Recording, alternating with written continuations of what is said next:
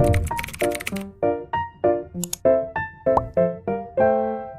my name is Mikhail Swing Mendoza, and I happen to be in charge of the sales and marketing side of Yanmark Food Cart Incorporated, all the franchise concepts. So can you tell us about how to franchise yung sa grupo? Actually, ma'am, that's a good question. We have different parang franchise marketing strategies na ini-implement namin. Some are through social media, so we receive yung mga inquiries via Facebook page and Messenger. Yung iba naman, we call them through outbound telemarketing. So if people are really interested to venture, especially mga first-timers, what we normally do is we set up a Zoom meeting which will take for like 30 minutes to 1 hour. Yung mga iba, they don't have time, especially if they are just living in the metro. We invite them to visit our main office, which is located in number 9 Scout Albano, Barangay South Triangle in Quezon City. That's near ABS-CBN. So we assist them, makikita nila yung mga crew namin doon, but technically makikita nila ako. So merong mga seminar, orientation, we discuss yung mga franchise details from the ground up, yung fees, associated charges, the franchise inclusions, and then what's next after they franchise. So let's say there is this one potential client na gustong mag-franchise na, sabihin natin itong pinaka number 1 natin ngayon, actually dalawa sila, yung Samyup on the go. So they just need to secure 50% down payment and then fill up the application form. And then ang kagandahan dito, they don't need to pay in full. So pag 50% down payment agad, they can do the contract signing right away. And I will alert the fabrication team to start working or fabricating their chosen package or cart, and in less than 2 weeks or less than 1 week, we will be able to deliver it.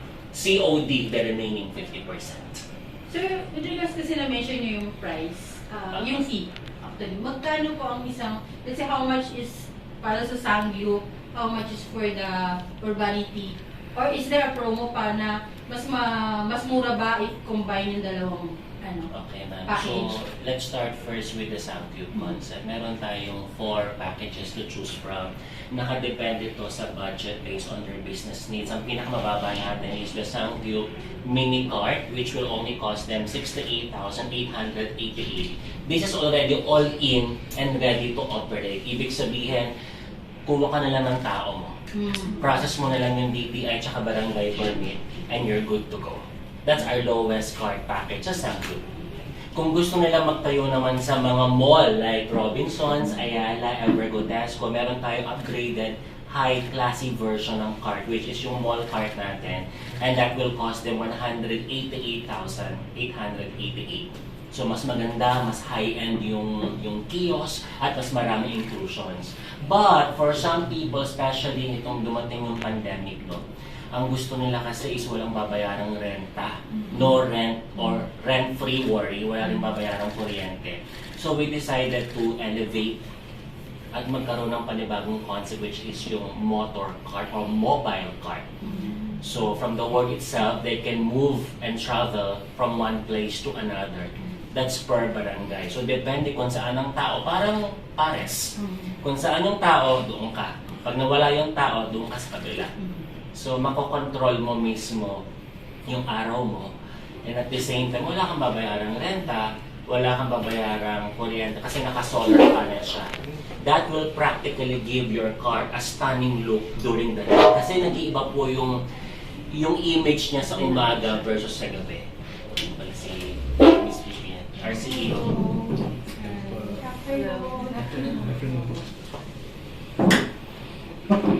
Okay, and then yung 4th package naman natin, it's a combination of both naman, Samyup and then UrbaniTea. Yung pang-outdoor concept.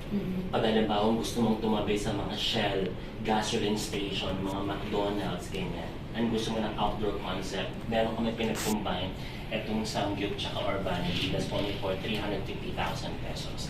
Kasama na yung inclusions doon, yung mga products, inclusions. That's for the Samyup. So yung initial, sabi ko kasi with regards to product, initial investment for the product. Kasi definitely hindi kasama yun dun sa ano nyo eh. Or may initial stocks ba May kasama na yun. So like how much yung initial? Yung po sa 68,880, it comes with 4,000 worth of initial inventory.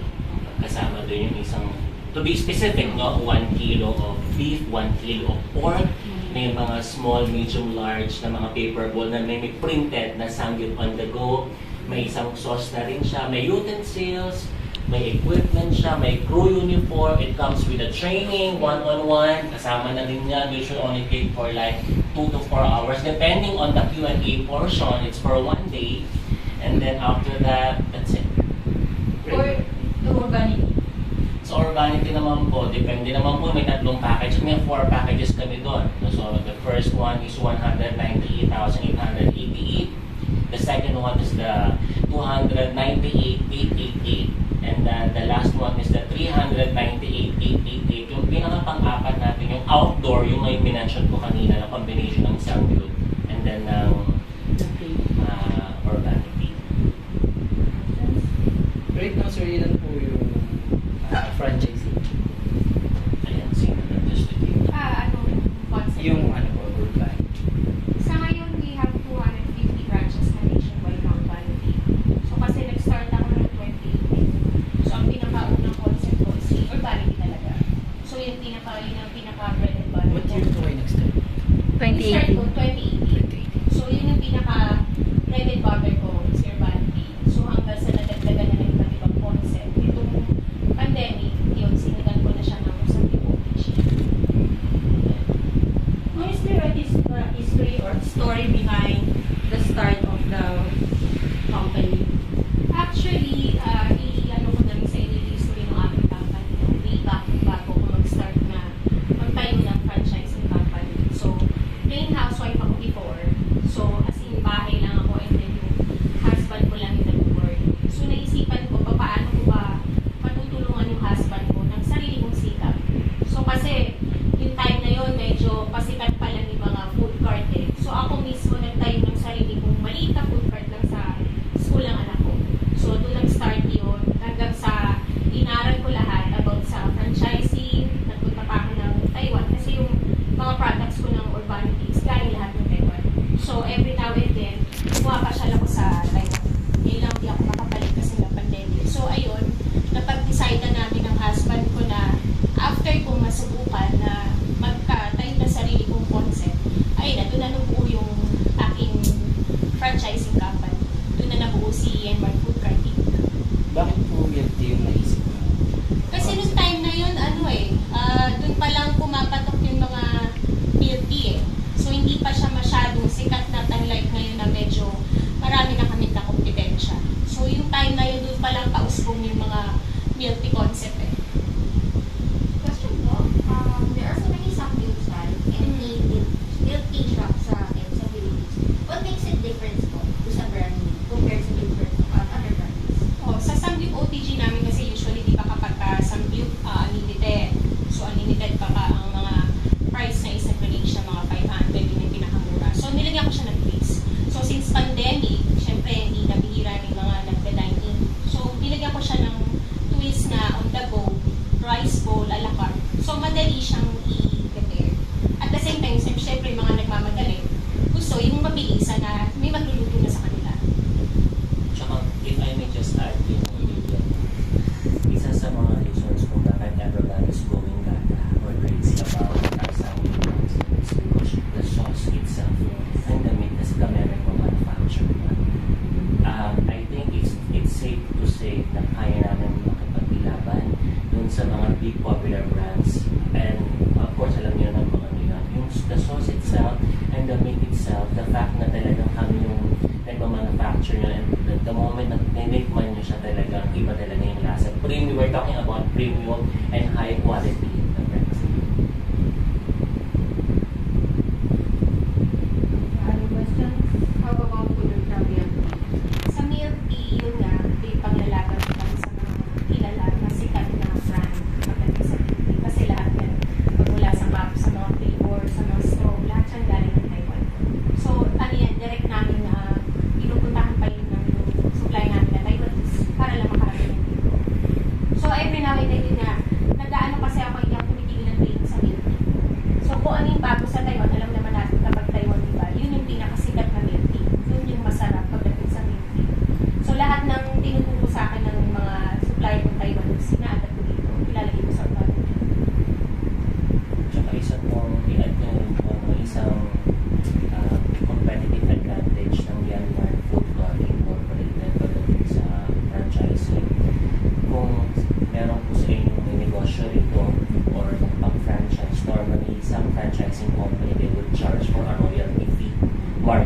fee, what else, renewal fee, yung mga cash bond. Sa amin po, alam na, ang pinaka-objective namin dito is matulungan yung mga everyone, both local and abroad, especially mga OFW, na magkaroon sila ng pagkakakitaan, makauwi na sila finally just because hindi yung padala natin ng pera. This time, mapapadala sila pang business at gusto nilang lumaguyan. Dito sa Ian Marco, we don't charge for any renewal fee because it comes with a 3-year contract. After 3 years, kapag na-assess namin, na-evaluate namin na that you are good to go, you comply with the standards of the company, wala ka nang kailangan bayaran na renewal fee. Yes. Wala na Kasi po. one-time payment. One-time payment po yun. Yung kita nyo po every month is kita nyo walang share ang company. No, zero royalty. Meron po kami sariling page, Samyup, and then may sariling page to. We make sure na lahat ng mga both existing at mga new na mga projects namin, pinopromote namin, walang charge ng marketing fee. At higit sa lahat, wala kaming cash ban, wala rin kaming minimum order. Ngayon po sir, yung estimated ROI nyo, ilang months or year? Yung ROI kasi depende yun sa makukuha mong location. Paiba-iba yan eh. Lalo na yung halimbawa is medyo pricey yung nakuha mong location. Medyo pricey. Pero yung sa pag-umpisa ka pa lang na sa maliit na pinakamura namin franchise, siguro mga 4 to 6 months ko rin mo na ROI. Because you also have to understand, in building a business, there are several business components that we need to take into consideration. Number one, kasulad sa natin ni Madam, yung location, it has to be a prime location. Number two is, oo nga, matao nga, pero yung buying power is mababa. Remember, we're talking about ang SRP namin in the range from 59, 69. Ang pinakamababa is 59 eh. So, sino ang makaka-afford ng 59? Ilalagay mo ba siya sa isang location na puro nasa, I would say, hindi afford or magiging strategic ka? That's second. Third is marketing strategy. We're talking about online and offline, especially yung mga influencer marketing, blogging. Fourth would be yung competition in the area. Ilang kayo maglalaban ng food, ilan doon ang merong isang group depth. Fifth is the customer service. Ang pinakalas yung tao. Tao is one of the most important critical element because if you take good care of your people, then the people will take good care of your business. So depende po from, to answer your question, your ROI will entirely depend based on your ability to control your operating expenses. Madami ka ng benta pero mataas ang OPEX mo, nahihirapan kang makuha yung ROI. But in reality, that's mga 4 to 6 months. Do you check, like, if I want to do franchise, do you check where the location is to also ensure na it'll be successful? Does that matter to you? Kasi diba sa iba, when you franchise, they will check saan mo ilalagay kasi they wanna make sure hindi mag-close yun dahil it will also affect their reputation. And then, do you do spot checks on your franchisees to make sure na baka mamaya iba na pala yung nilalagay nilang binibenta or hinaluan na? I'm glad. What's your name, ma'am? Kathy. I'm glad that you asked that question. Here in Denmark, it's the responsibility of the franchisee to provide and look for their own location. What we can do normally, technically, we ask our franchisee to send videos and photos nung pipiliin nilang location. Without nagbabayad muna. Kasi I can sense it. If that location, what we don't want to happen, the last thing that they don't want to experience is malugi sila because they chose a wrong location. So from a location standpoint, kailangan siya, mayroon kaming binibigay ng mga guidelines such as kailangan malapit to sa mga commercial, private establishments. Number 2, mga terminal ng tricycle, jeep, taxi, bus. Number 3, sa MRT o LRT. Number 4, sa mga mall with lower OPEX. Number 5, sa mga gasoline stations, government offices. Pag na-meet yung mga criteria na to, as we provide guidance, but at the end of the day, ultimately, the decision will be coming from the franchisee. Yun ang pwede namin maitulong sa kanya to provide guidance. Now, next question. Do you check? Of course, nakaganda sa ginawa nila, madam. Meron kami tinatawag na roving team. Their job is to continuously check and validate kung mga existing franchisees nagmumuta without our prior knowledge or authorization. If they're also outsourcing products or if from others, no? Kasi pag nag-outsource ka, automatic may iba yung ano nun, yung quality. And that will destroy potentially the image and reputation of Denmark food. Particularly sa napili nilang concept. So these people, yung roving team natin, Romana Chada yan, especially within Metro Manila, si Madam ang bibigay ng schedule yan. She is very extremely organized. Even the Luzon, the northern part of Luzon, and even southern part of Luzon talaga nag-check natin. And we provide reports then. We talk to the crew, we talk to the owners. Ang maganda rito, yung mga roving team namin, train po yan para magbigay ng parang assistance. Bakit mababa yung benta?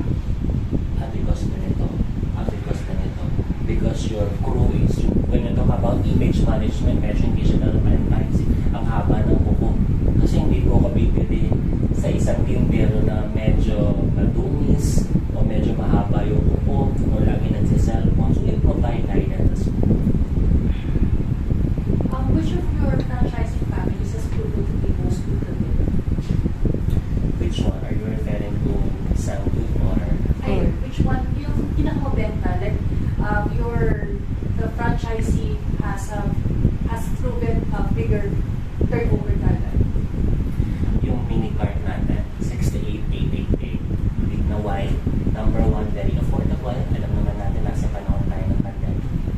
So, parang they prefer to parang choose yung lower package, especially for first-timers na magne-negosyo versus pipiliin nila yung mga motorcycle and then yung mga motor. O doon yung mga pumipili. So, I would say yung large percentage goes to, if we talk about success rate na nagaling po to sa mini cart package natin until they will contact us for another branch, and this time from mini cart they will choose a different concept yung tinatawag ng mag-venture sa mall, yung mall cart naman, because they would want to try yung mismong market ng movie, just non-stop all year round from January to December. And then some naman, ay, ayoko na ng physical store. Lagi nila kami babayad ng 5,000 or 10,000 a month. Gusto nilang ma-eradicate yun permanently, so they would opt to get another franchise from us. Ito na may motorcycle. How much yung motorcycle sa bag? 288,888.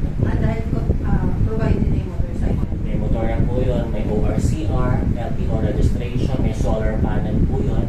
And then kasama yung cart, 20,000 worth of initial inventory as a start na pwede mong magamit good for 1 to 2 months na depende kung maganda yung napili mong location din. Meron mo ba kayo parang customize? Say, yun nga, maganda sana kasi yung motorcycle, but still medyo mataas. Nangyari ako, pero meron ako sarili kong motorcycle. Pwede bang i-customize na gano'n, na parang package na just provide, ako yung sa akin yung motor. Sa'yo po yung motor. Actually, to answer your question, pwede naman siya. However, yung motor po na pinipili namin is naka-design talaga. If we talk about yung aesthetics doon, meron po kasi tinatawag na mullion na kinakabit sa ano. So, depende kung yung motor po na meron kayo is saktong-sakto doon, why not? So, from 288,888, ili-less po namin yun para at least kahit pa paano, mas makabawas sila. Pero if they are not compatible, then they don't have a choice but to get yung talagang motor na magkaswap nun. Kasi mga mangyari. Kasi napilit natin yung motor and then kinabit natin yung pala hindi siya compatible. Baka dumating sa puntong may lubak lang, bigla na lang siya. So, lang, opo. With regards to the supplies, commissary kasi probably yung mangyayari. Saan yung pinaka-base for Manila? Doon po sa menu Manila. So paano yung nag-order po yung mga franchise? Paano yung transport? Meron po kaming different options. Special. Sabihin natin nandito ka sa Metro Manila, may option ka. Kung gusto mo makatipid, pick upin mo na lang doon in your car. Magkaka doon para makita mo din kung gaano kaganda rin, makilala mo yung mga crew namin doon and staff. So, nakatipid ka sa gasoline na lang ang parang ginastos mo, tsaka yung worth of stocks mo. Wala lang yung mga iba, wala ng time. So, ang ginagawa nila, pinapalala, move na lang nila from point A to point C. Charge to the franchise na lang. Pero paano yung mga nasa Luzon? Pampanga, Sorsogon, Albay, Batangas, Laguna, Cavite, or Marinduque. Sama-sama yun. Diba? So may choice pa rin sila. If they have time, luluwas sila ng Manila. If they have time and then they are available. Pero ang ginagawa na namin, meron kaming tinatawag na other shipping options such as yung bus terminal to bus terminal. Ayun yung tatanungin ko eh. Sa Cubao. Okay, we coordinate with the bus terminal company doon, di ba? Tapos, after nun, ikakarga namin yung mga stocks doon. Samyup stocks. And then, i-alert nila yung, we alert the franchisee, ma'am, na i-deliver na po namin, na ikarga na po namin. Ito po yung pinaka-waiver, yung certificate or receipt. Wait, siguro nasa mga 12 hours siya normally. 12 hours. And then, i-pick upin nila doon sa nearest bus terminal, doon sa location nila. All the products are frozen kasi nga sabi niya travel. Yung mga meats po, frozen po yun, especially yung mga beef, chicken, and pork. Ayan. Sinesecure po namin sa styrofoam. Does the franchising contract have a required minimum per month for restocking? Pero siyang required every Parang month? quota. Oo. Wala po kaming quota. Wala rin po tayong minimum order. Kaya lang, syempre, just to prevent yung mga franchise na medyo dumidiskarte. Kasi malalaman Hindi namin yan maiwasan sa yun. reordering eh. Meron kaming system na ginagamit doon. Malalaman namin from the last time na nag-reorder ka, bakit ito lang yung in-order mo. So, we can track technically kung halimbawa you are trying to outsmart our system and that having that said, parang nag-outsource ka or you're trying to comply with us. So, kaya may contract po kami for 3 years. Ganun po kami kalinyan na rin dahil wala ka kami charge na anything. It's a one-time initial investment. So, as long as good boy ka or good girl ka and you're strictly following dun sa mga protocol and standards namin, i-renew ko po yun natin.